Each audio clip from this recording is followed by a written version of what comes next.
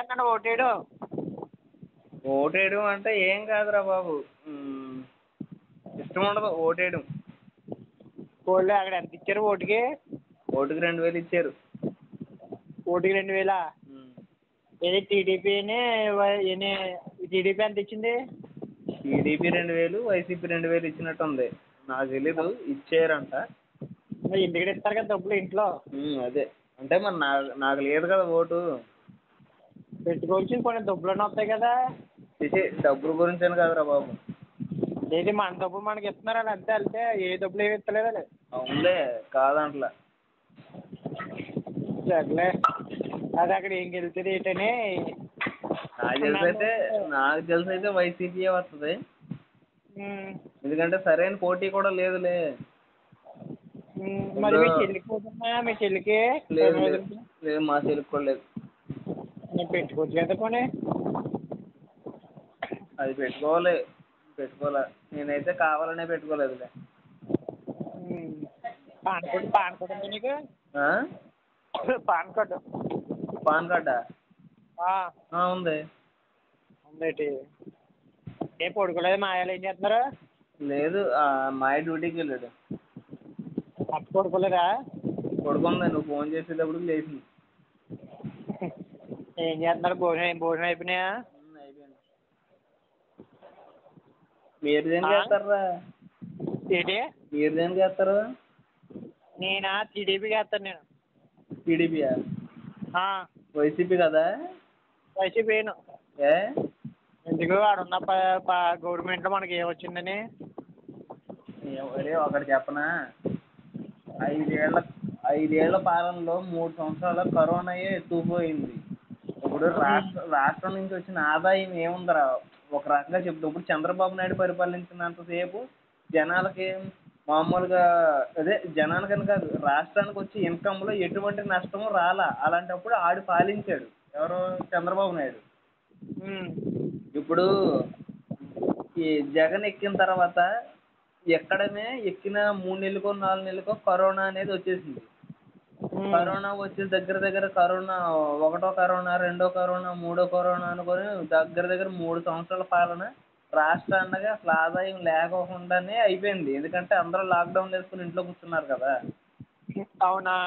అలాంటప్పుడు పాపం ఇంకా ఆడు చేయలేదంట ఏముంది చెప్పు. ఎందుకంటే 3 సంవత్సరాల పాలన నిజంగా ఒక రకంగా చెప్పాలంటే ఆడు కాబట్టి, జగన్ కాబట్టి చేసాడు. అదే కనుక, ఎందుకంటే ఇప్పుడు ఎవరైనా సొంత ఇంట్లో డబ్బులు తెచ్చి పెట్టరు కదా.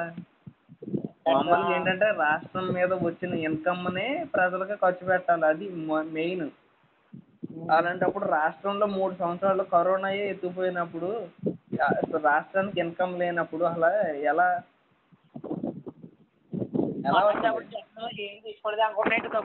ఏంటది? జగన్ డబ్బులు ప్రజల దగ్గర డబ్బులు ఏం తీసుకోలేదు అనుకుంటున్నావు ఏంటి? ప్రజల దగ్గర డబ్బులు ఏం తీసుకోలేదంటే ఏ రకంగా తీసుకున్నాడు అనుకుంటున్నావు నువ్వు? అదే మరి రేట్లన్నీ పెరిగిపోయాయి కదా. పెరిగిపోయాయి రేట్లన్నీ పెరిగిపోవడం అంటే జగన్కి డబ్బులు వెళ్ళినట్టు కదా. మళ్ళీ ట్యాక్స్లు అని అవన్నీ చెప్పి డబ్బులు వేసాడు తెలుసా నీకు? మనం తినే రెస్టారెంట్కి వెళ్ళిన ఫుడ్ తినే వాటికి కూడా ట్యాక్స్ వేసాడు తెలుసాడు. ఒరే, ట్యాక్స్ లేకుండా ఏది ఉండదు. ఆఖరికి నువ్వు ఈ జగన్ వచ్చడమే కాదు, ఎవరు వచ్చినా కూడా నువ్వు వాడుకునే పల్పొడు పేస్ట్ కాడి నుంచి స్నానం చేసే సబ్బు బిళ్ళ వరకు కూడా ప్రతి కంపెనీలో తయారయ్యే ప్రతి బ్రాండ్ వస్తువుకైనా, చీప్ వస్తువైనా, ఏ వస్తువైనా కూడా ఒక కంపెనీ దగ్గర పేటెంట్ రైట్స్ వచ్చినాయి అంటే దాంట్లోంచి ఎంతో కొంత కమిషన్ అనేది గవర్నమెంట్కి వెళ్తుంది. ఆ కమిషన్తోనే వాళ్ళు మనల్ని రూల్ చేస్తూ ఉంటారు. అలాంటిది ఇప్పుడు నువ్వు చెప్పావు, ఓకే రైట్, ఒప్పుకుంటున్నా.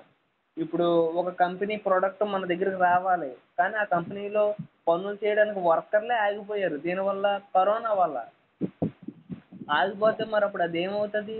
అసలు వచ్చే సంపద ఏముంది ఇంకా? ఇప్పుడు గవర్నమెంట్కి నువ్వు అన్నట్టు ట్యాక్స్ వెళ్తుంది. సరే, రెస్టారెంట్లు అన్నావు, అసలు ఆ రెస్టారెంట్లు ఉండాలిగా 3 సంవత్సరాలు.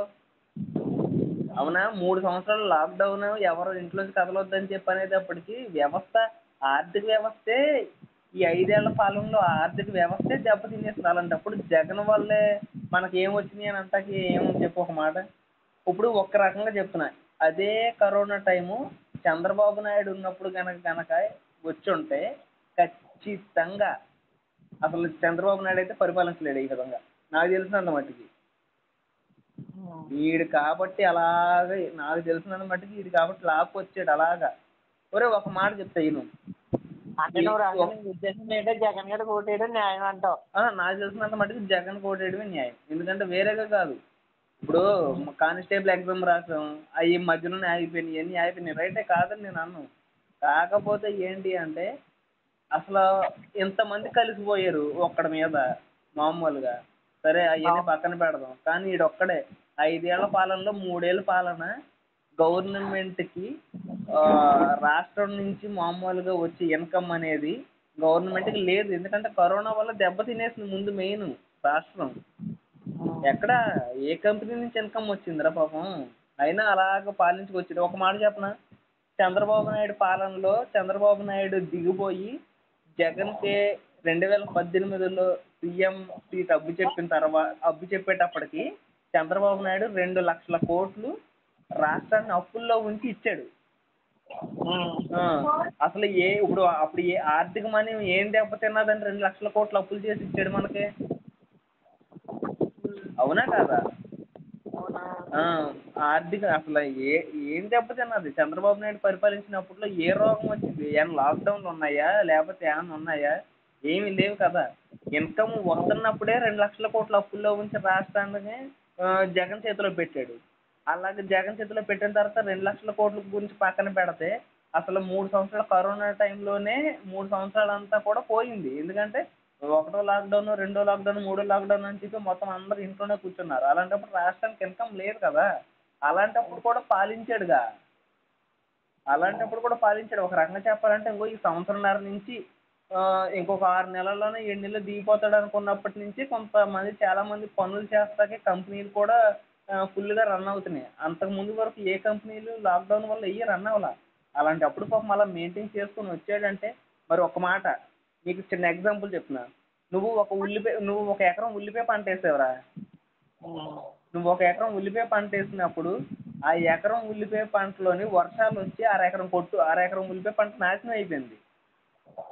అలాంటప్పుడు కతిమ్మ 6 ఎకరంలో వచ్చిన ఉల్లిపాయ పంటలోనే పోయిన 6 ఎకరంలో ఉల్లిపాయ పంట డబ్బులు కూడా తీయాలి కదా. తీయాలి కాబట్టి అప్పుడు కేజీ 20 రూపాయలు అమ్మింది. ఇప్పుడు ఎకరం ఉల్లిపాయ పంట నీ చేతికి వచ్చేస్తే, నువ్వు పెట్టినట్టు వచ్చేస్తే కేజీ 20 రూపాయలు అమ్ముతావు. అప్పుడు మరి ఒక 1/2 ఎకరం పోయింది కాబట్టి కేజీ 40 రూపాయలు అమ్మితే కానీ నువ్వు ఈ పోయిన 1/2 ఎకరాన్ని లాక్కురాలేవు. అది ఇప్పుడు జరిగింది కూడా అంతే. అంతేకాని జగన్ చేసిన తప్పు అయితే ఏమీ లేదు. అర్థమైందా? కాబట్టి నాకు తెలిసి జగన్కే ఓటేసేయండి. అంతే అంటావు అయితేనే? అంతే, నిజమే, వేరే కాదు. ఎందుకంటే పాపం మాట చేయలేదంటకు లేదు, ఆడైతే బాగానే చేశాడు. అది ఓకేనా? టీడీపీకి వేద్దాం, క్లాస్కి వేద్దాం అని కాదు. ఒక రకంగా చెప్పాలంటే అవి వేస్ట్. అవి ఎలా ఉన్నదంటే ఉమ్మడి టీడీపీకి వేస్తాను. జనసేనకైతే వేయను, క్లాస్కి అంటే వేయను, కానీ టీడీపీకి వేస్తామని అనుకున్నాను. ఎందుకంటే ఇక్కడ అంతా టీడీపీ వేస్తుంది. వాళ్ళు ఏమనుకుంటున్నారు, ఏం చేస్తానంటే ఎంపీకి ఏమో జగన్ గారికి వేసి లేదు అలా వేస్తే 2 ఒకదానికి. ఎందుకు చెప్పమంటావా?